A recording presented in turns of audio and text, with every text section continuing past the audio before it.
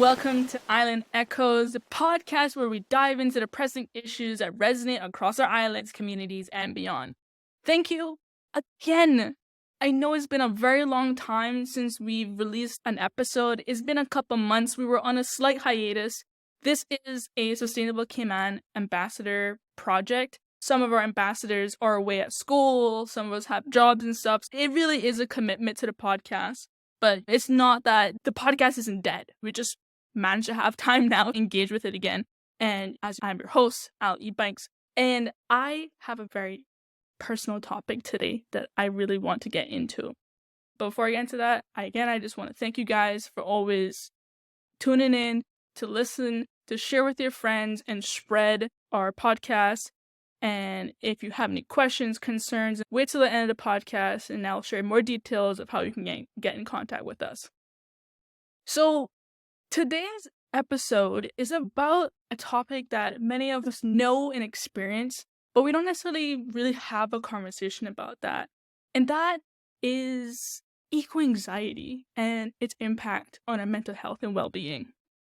And for those who are not necessarily familiar, or this is the first time you've ever heard of it, so essentially what eco-anxiety in layman's terms to say is basically like a type of anxiety where people around the world are grappling with the emotional and psychological stress caused by climate change, climate crisis, and environmental degradation.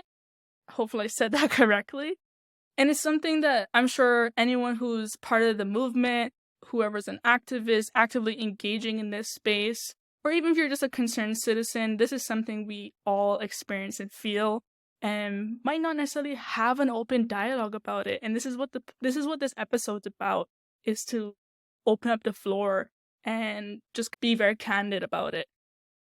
So luckily today we have a mental health professional on the podcast to talk further into this topic, to give us key insights and just share their perspective of what they think about eco-anxiety, how is it impacting our community, and how we can cope with all that's happening around the world.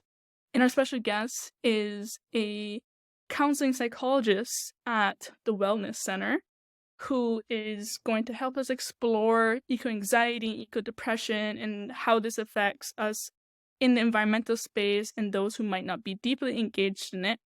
Before I bring our guest, I want to dig into what eco-anxiety is for me. Eco-anxiety for me comes about whenever I'm in spaces that obviously have a lot of greenery, a lot of dry forests, wetlands, and so on, and even just areas that are a little more urban but still have green spaces. Eco-anxiety comes up for me whenever I see these spaces in its natural form, and then literally by the next day, it is gone.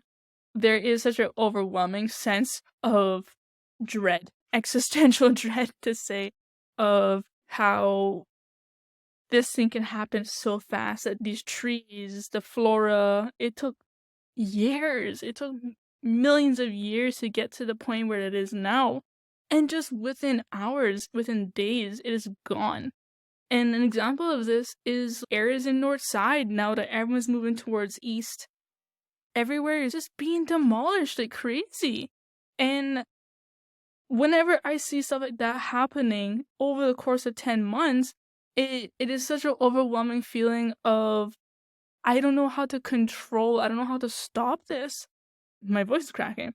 It's just whenever I'm in these green spaces, there's a sense of peace and tranquility, reconnected with nature, reconnected with myself, and then seeing at these spaces where I found that peace and tranquility just gone for some random development, some random house, some condo, apartment, whatever, some building. And the flip side, when I'm in more urban spaces like St. Georgetown, or I would even say West Bay is becoming a little more urban now, that whenever I see conversations or another condo, another hotel go up, that these towering structures of concrete, steel, and cement just towering over me, it gives me this very overwhelming, suffocating feeling of the walls are clamping down on me. And I'm sure I can't possibly be the only one who's experiencing that. But this is like how this very prevalent thing now in our community is impacting me, eco-anxiety. And these are things I can't control, but these are things that are just happening external to me every single day. And that's a lot. It's really out of my control, but it is impacting me deeply. And this is why this episode is so important to me and why I want to have this conversation. And I'm going to invite our special guest to talk about this, give me more insights of what this is, and as well as how is that we can support people like myself and the younger people and just people in our community who are more susceptible to this. And what does this look like for Cayman? What does this look like for the Caribbean region and as the world as a whole? And I hope this is a very insightful episode for everyone, for young people, the older generation, parents, caregivers, people in our community who are engaging with other members of the community.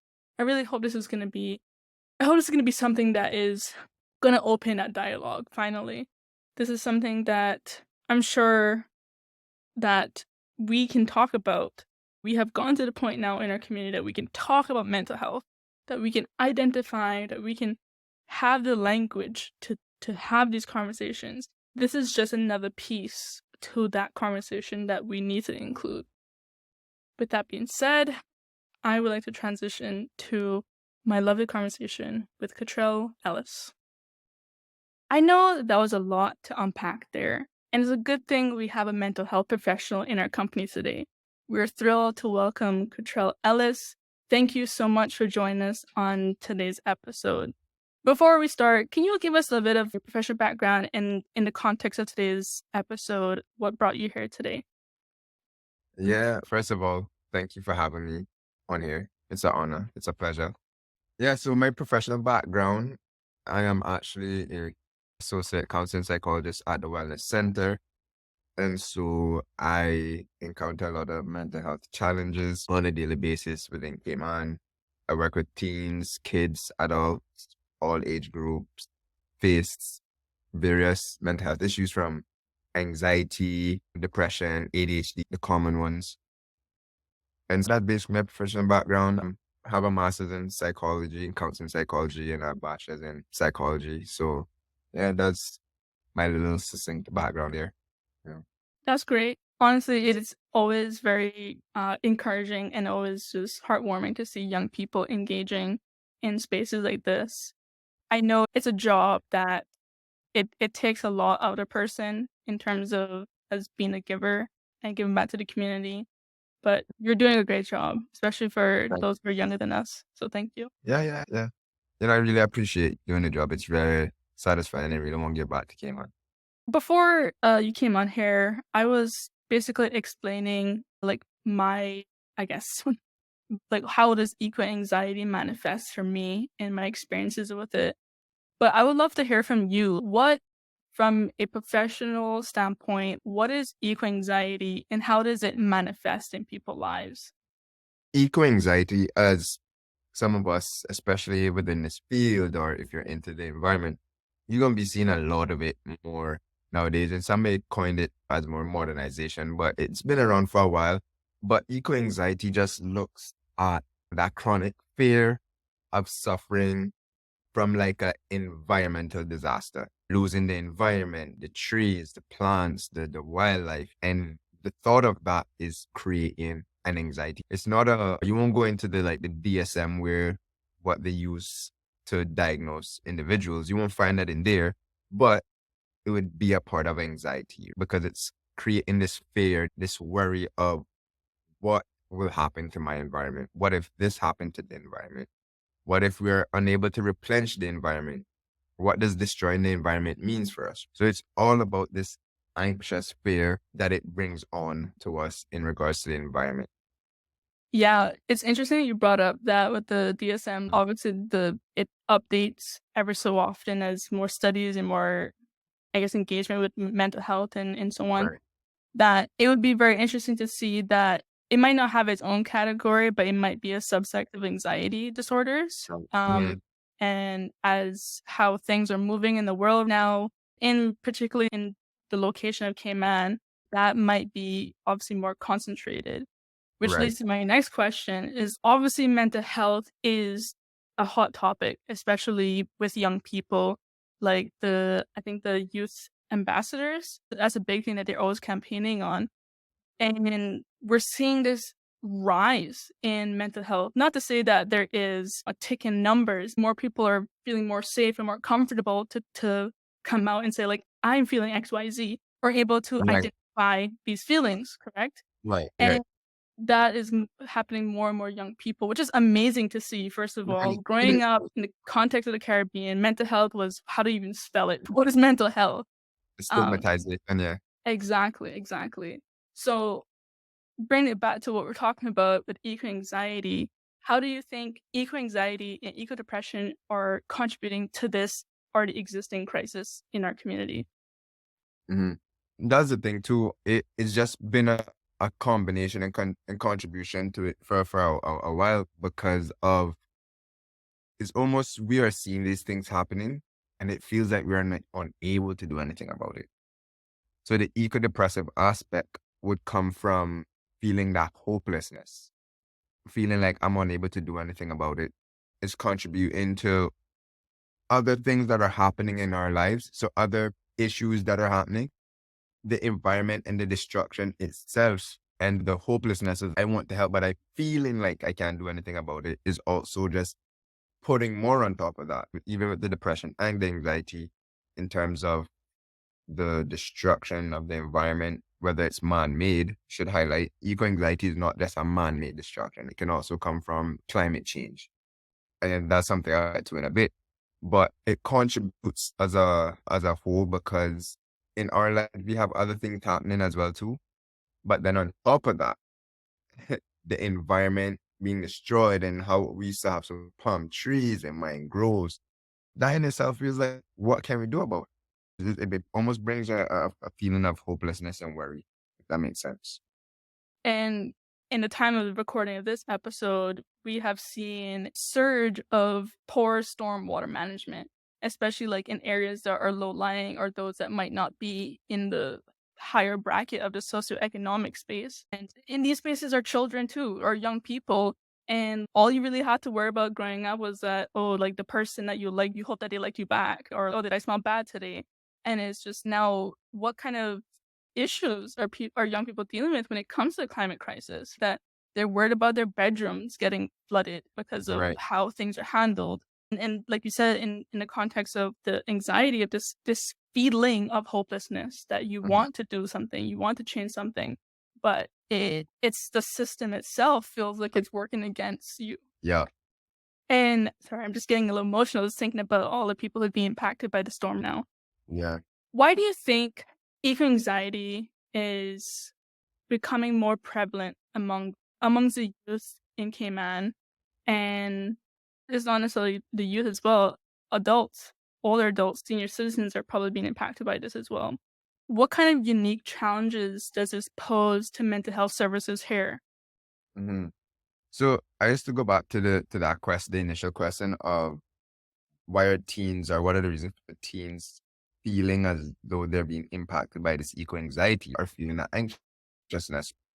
And to highlight that a bit, if you look at a lot of the teens or hearing came on, they lack or they feel like they do not know what it's like to be a Caymanian or what it is to live in Cayman because we're being individualized into the urban city, this high Miami lifestyle.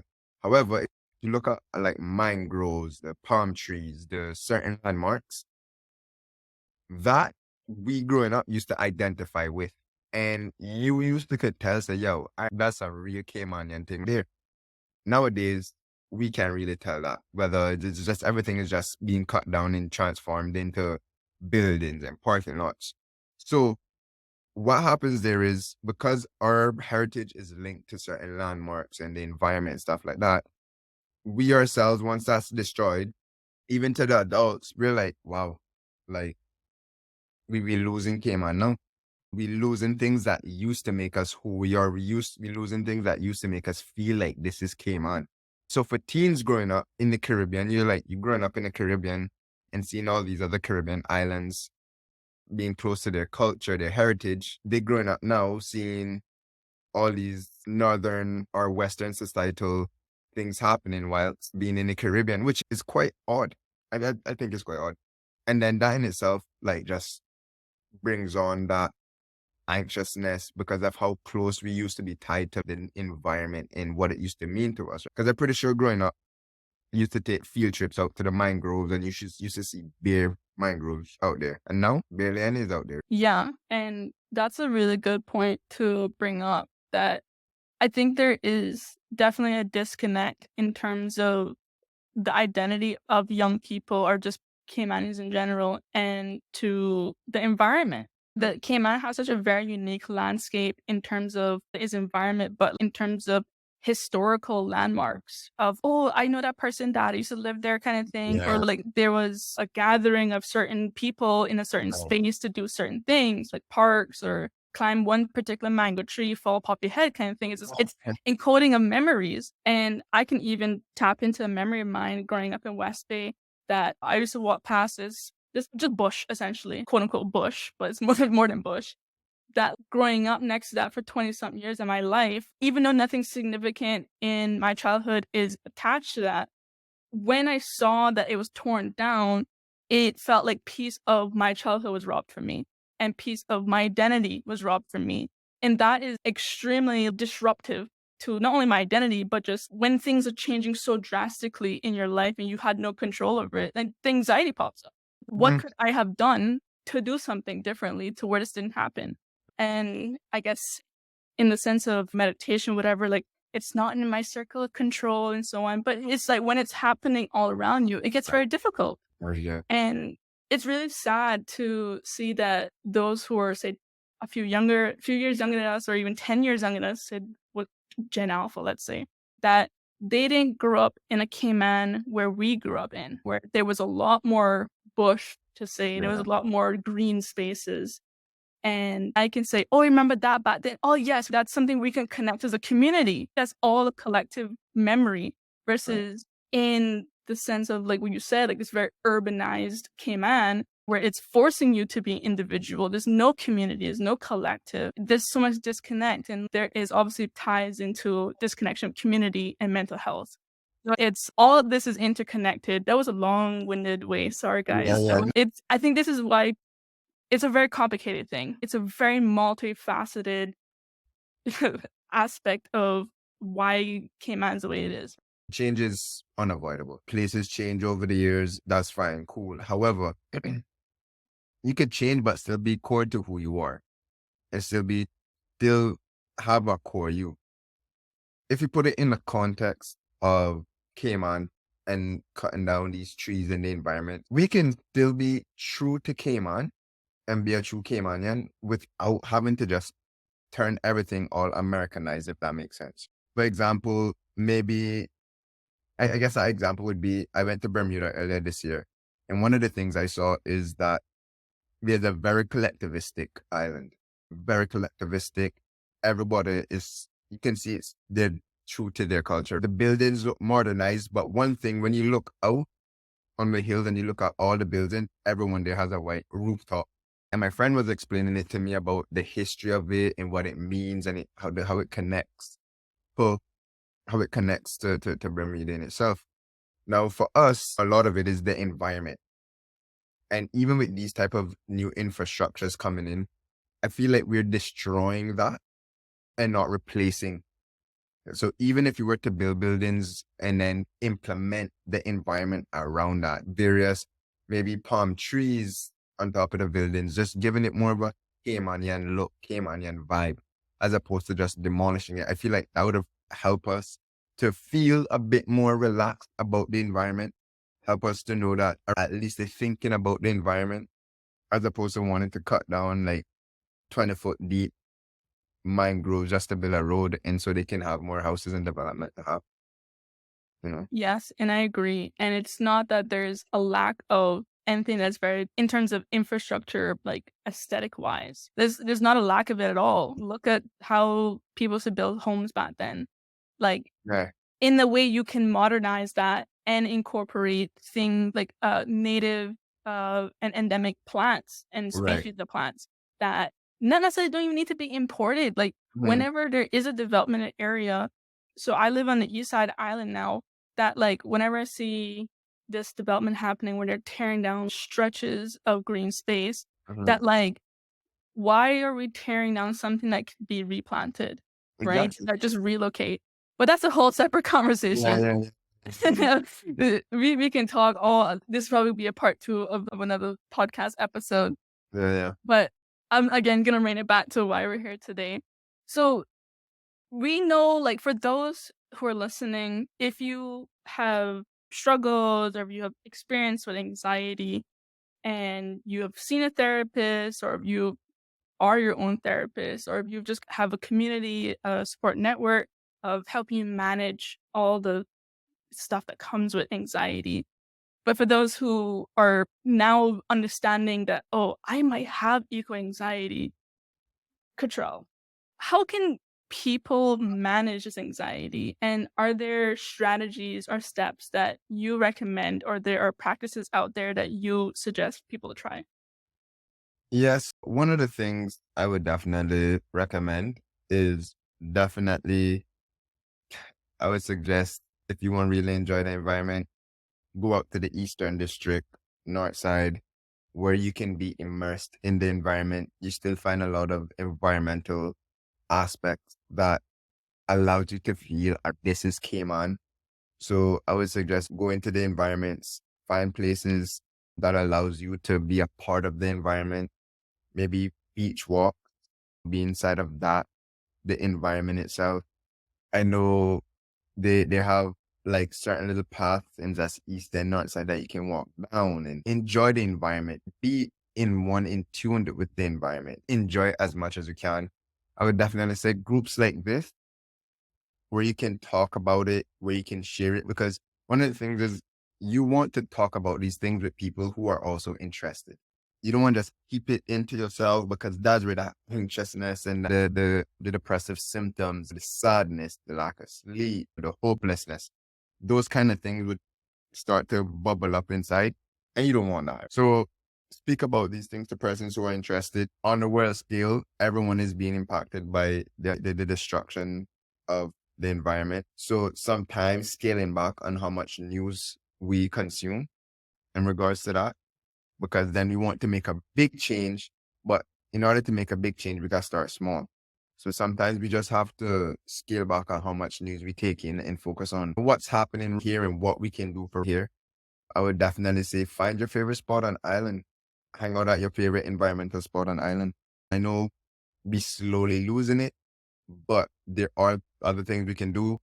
Group together and put up posters, stick them up where they may be cutting down trees, post up posters all over the place saying save the environment. Because if we do it as a community, then it should have an impact as opposed to just one person doing it. Those are just little tips now. I can say more, but I can allow you to talk, you know?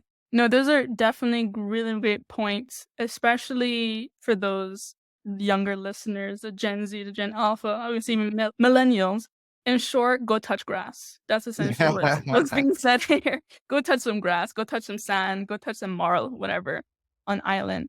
Yeah, if there is one thing for sure people love in Cayman, it's free stuff. So being outside is free, going to the beach is free, and being next to water, I know there is a psychological effect of just staring at the water for a couple minutes can help alleviate Mhm. symptoms of anxiety and depression, even can have physiological changes in lowering blood pressure and cortisol. And even if it's just 10 minutes, just go by the seaside. Even if you sit in your car, you going by spots or whatever, just go look at the water. That's a really great one.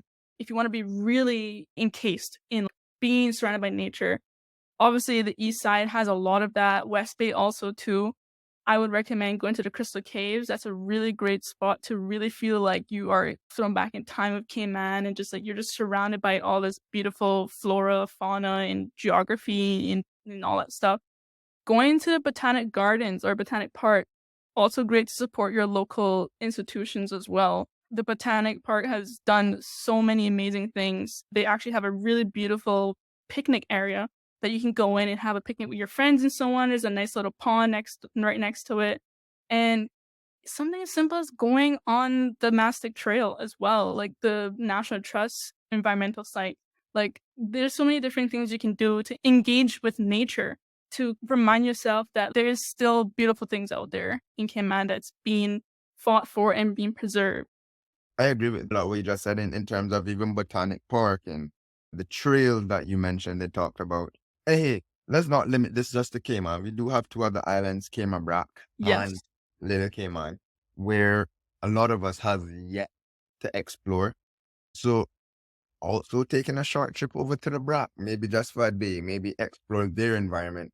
I know they have a lot and lots of exploration there, and the trails in one of the trails in the Brac stretches for miles and miles. So even exploring that, and the environmental impact is not just on land, but also in the water. So I like the point where you bring up going to the sea, enjoying the beach, enjoying those aspects, because one of the things is too is that, see, now they bring up that wanting to build a port after we already tell them we don't want port. So enjoying the environment and what we have left, see of what we can preserve and what we can do. I think I remember mentioning it that was it the Department of Environment. They have a website. I need to look for it where you can go and vote for the areas that are protected and that you desire not to get destroyed. Again, but that still has to pass through a bunch of people who really don't care about the environment. But at the same time, the more of us who make a declaration, who pose that we don't want this area to be touched or anything like that, maybe we can have a voice. And as I said, one of the biggest things might have to be putting up signs, putting up posters to save the Cayman environment. Yeah, exactly. Those are really good points. And I'm sure there is a long list of different things you can do to feel connected with both land and sea and the other islands. That's a really good point you brought up. Like we have this kind of blinders of it's only Cayman or Grand Cayman. But we have two sisters abroad too. We have Cayman Brac and Little Cayman. I have yet to be to Little Cayman. I'm hoping by November I get to visit. I'm gonna spend as much time over there as I can. Okay, so my next question to you is, so many young people, as we see, are becoming more and more aware of climate change. That either it be something they're engaging with online or social media or in schools and so on. That's something being taught to them, or either that's something that pops up on their feed or whatever. And seeing all this stuff, I'm sure, is having an impact. And you made a good point that, like, just if you can, like, you don't have to take all of it on at once. You can take a break from social media and so on, as hard as it can be for most, because we live on our phones. However, how is this awareness, like this increased awareness of the climate change and climate crisis issues happening, is shaping the mental health of the young people? And what are signs? This is a really good question that I'm sure a lot of guardians and parents and caregivers are probably trying to have answers for. What are the signs of eco-anxiety or depression should we be looking out for in our young people? Mm-hmm. Mm-hmm. And I guess that's a really good question. And I think one of the things is to start off is that when it comes to from the pathological side of it, from the disorder side of it, when we're looking at anxiety and depression, for example, anxiety, a lot of things you want to look out for is withdrawal. You want to look out for increased heart rate, lack of socialization. You want to look out for constantly up at night, headaches, stomach aches, fatigue. And if we translate that to the environment and the environmental aspect, you'd understand that certain triggers would cause those things. So maybe driving past a site where you used to see all these things happening or say a construction site and maybe start to cry and maybe start crying the thoughts of it, because if you look at it, you'd have to categorize it under just anxiety in general. So we're looking at it from the symptoms of anxiety, that constant crying, feeling like you don't know what else is going to happen. Here a lot of what if thoughts, what should I do thoughts or speeches. You would see a lot more not wanting to be in the environment from the anxious part. With the depressive part, you would tend to encounter a lot of, again, like insomnia behaviors. You tend to encounter a lot of lack of appetite, maybe not want to go to certain areas, not really want to be in the environment that much, not really want to be outside. Again, social withdrawal, sharing that I don't really want feel to get out of bed, a lot of fatigue, and a lot of negative thoughts when it comes to the depressive aspects surrounding the future of the environment. So a lot of hopelessness. I don't think, as I haven't seen any research as yet that looks at whether the eco-anxiety or eco-depression leads to any self-harming behaviors of such, but symptoms of depression and anxiety are displayed when these things come in, which are some I just listed. And I'm just thinking, I know the question was targeted more for parents and guardians and caregivers. However, most parents are at work all day. So children and teenagers and young people are usually in the hands of schools or Right. other communities and churches and so on. So in these spaces, how can schools, parents, churches, their communities, programs support young people who are struggling with eco-anxiety and Yeah. depression, especially when they have this sense of powerlessness and overwhelming sense of hopelessness? And how do we help change that narrative? So a lot of that comes down to education. And for our environment in Cayman, a lot of persons are unaware of eco anxiety because it can be seen as like a new modernized word. A lot of adults have probably never heard of eco anxiety at all. So it's important to educate. It's important to encourage kids to speak about how they feel in regards to their environment changing. But at the same time, these are not normal conversations that you'd probably hear parents bring up. They'll probably come up if the kids bring it up. So education is the biggest one. Finding forms of way to express, allow them to express themselves in schools, churches, whether it's through art, creativity, drawings, finding ways to encourage kids to express themselves, formulation of groups, educating students and both parents will encourage the formulation of groups that gets to discuss these kind of topics, gets to share, each person gets to share how they feel about it. And it brings a sense of, wait, I'm not the only one that is going through this. Other things such as videos that talks about these kind of things to enlighten persons and to just provide an overall idea of what eco anxiety looks like. What does eco depression look like? What does it stem from? So this all comes down to education and being resourceful. And that's a really good point to bring up, which is my next question to you is, from your professional space, do Mhm. you think that the mental health services on islands should be engaging more with these community spaces or community centers and schools and so on, and providing them tools and helping them catch the signs so that they're able to address it there and then, or even just have that dialogue that sometimes the young person themselves might be apprehensive to Mhm. come forward and talk about it. But when you see an adult who's obviously approaching it, that might open a safe space for them to have Mhm. that conversation. So I'm going to toss that question to you. Yeah, I do feel that, for example, I know a few therapeutic services, including where we would maybe go into the schools if asked or requested, or maybe during job fair days to enlighten kids about mental health and what it's like. And to be fair, like nowadays, mental health, almost every teen knows about mental health. Or at least I've heard about it, but not necessarily gone in depth enough to know about it. But you do have a few places on island that goes into the school, provide some form of educational component regarding mental health and the mental state of and overall well-being, bringing the aspect of the environment and eco anxiety into play. I cannot speak for others, but I assume that it's probably not really spoken about from these other therapeutic agencies. But it is something that should be discussed. I feel like this topic is quite silent on island. People want to talk about it, but feel like they're the only one who speaks about it, especially for the young adults. And so I do think it's imperative for this to be included in educational presentations when going to present nowadays.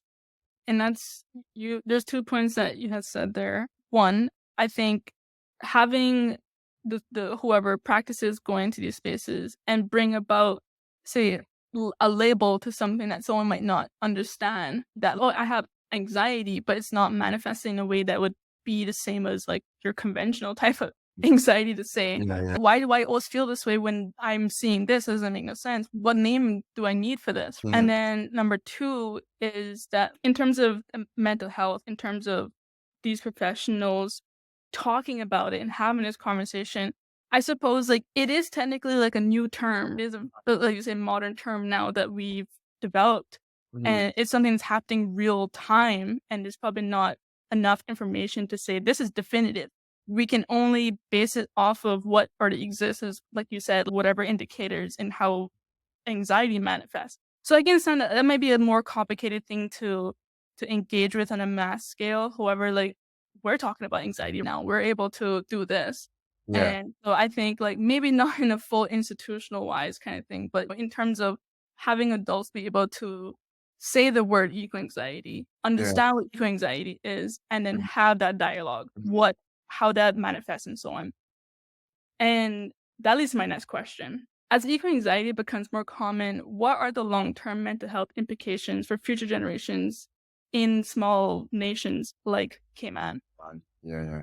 And I guess to answer that question first, to be fair, I ain't gonna lie to you, and for those who listening out there, I might argue and say differently. But if the rate of which the dissembling of our environment continues, the long-term impact for Cayman, at least environmentally, gonna be very. It's gonna be a totality, man. I feel like not enough people know how much the environment plays. It's gonna be shocking. The environment plays so much in our mental health. I given it the next 3 to 5 years. If there's not a change in the persons in power, and if we don't stand up, we're gonna see an increase in suicidal ideations, more attempts. We're gonna see more increase in anxious behaviors or anxiety symptoms. We're gonna see an increase in the depressive components, the depressive symptoms. We're gonna see a lot more of those too within the next few years if we don't do something about the environment. The environment plays a critical role in how we manage our emotions, our thoughts, how we regulate and associate ourselves within nature in like the natural environment. We don't want to be smelling concrete in tar all the time. We don't want to be hearing noises in mechanical machines all the time. We don't want to be seeing artificial lighting all the time. We need the environment to reset our senses. We need the environment to reset our minds. We need the environment to reset our identity. We need the environment to just reset our mental state a lot of times. And so if not, the long-term impacts would be just that, a dystopian society. And that's very tough to hear. I know we had a preliminary conversation about this, that we're probably going to see a major decline in the mental health of not only our young people, but just in general, everyone on island in 5 years. Especially, not to get political, but this is what the podcast is about, to challenge the narrative, to have the tough conversations. We're probably going to see something worse depending on how the elections turn out. And in the conversation of politics, in terms of if you have free will, if you can snap your fingers in the space of like mental health and strategies and so on, what is one thing you wish that would be integrated or implemented into our communities to help this specific issue? One thing that I wish that would be implemented into our community that would help this issue. One strategy. To be fair, man, there's so much that comes to mind. To be fair, and I ain't gonna lie to you, I wish there was more care. I wish there was one shot and more compassion towards it. I wish there was more gatherness in pushing towards the change as opposed to complaining. I would definitely like to see more groups formulated about this. That's a strategy. as opposed to building roads and building skyscrapers on the beach. Formulation of just developing and paying attention to the environmental aspect, the environmental component in building more nature-informed park, building more walks, people running on the side of the road. And you can, at one point, a lot of people were getting hit down with cars, right? More nature-informed walks strategically, more environmental aspects need to be implemented. Strategies about pushing for more integrative aspects with the culture, the environment, the people. Just a few strategies to go forth with there. These are possible to do. We just have to care enough to actually push and go through with them. Yes. And I think that it plagues our community is that for those who are listening, if you take offense to this, I'm sorry. But we are a community where we complain a lot, but we take no action. However, I would like to give everyone who's listening a call to action that if you feel compelled to do something, to turn those complaints into action, do engage with your organizations, your communities who are fighting to do something. Mhm. If you want to be part of the solution, you got to join the solution. Yeah. With that being said, this has been it's been a tough conversation. Any conversation about mental health is always, gives you chills in the back of your spine kind of deal. But it's a conversation to be had. And I would like to just thank you, Cottrell, so much for coming on to today's podcast. It has been a very engaging conversation. And I hope to have you again. This is not a one-time thing. Hopefully we can have more and more conversations about this. And you're more than welcome to come by and talk to the ambassadors at Sustainable Cayman. And for those who are listening, you can talk with us too. If you have any concerns or if there's any initiatives that we have going on, like the Pirate Cove mangrove restoration project we're doing now, if you want to help engage in that in some shape or form, or you want to support us and so on, you're more than welcome to come along. With that being said, Cottrell, are there any last remarks or words of wisdom you'd like to leave for our listeners today? All I would say is, guys, get out there, do what you need to do. We have this wonderful group of persons come together to try and protect what we have of Cayman. So I would say, get out there, do what we need to do. If you ever going to do a protest for the environment, hit me up. I all about it.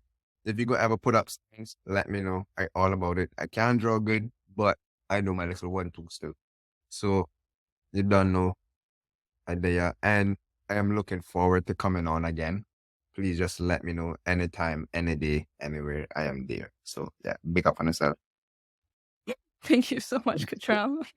Even the stick man has to fight, okay? It doesn't matter. You don't have to be an artist. Stick man is out there to fight for the mangroves too. Exactly. Stick man gonna walk and trot through that mangrove. Exactly. Thank you so much. I hope you found this episode helpful. If you're struggling with eco-anxiety or know someone who is, remember that your feelings are valid and there are resources and communities out there to support you. Until next time, stay strong, stay hopeful, and keep echoing the change you want to see in the world.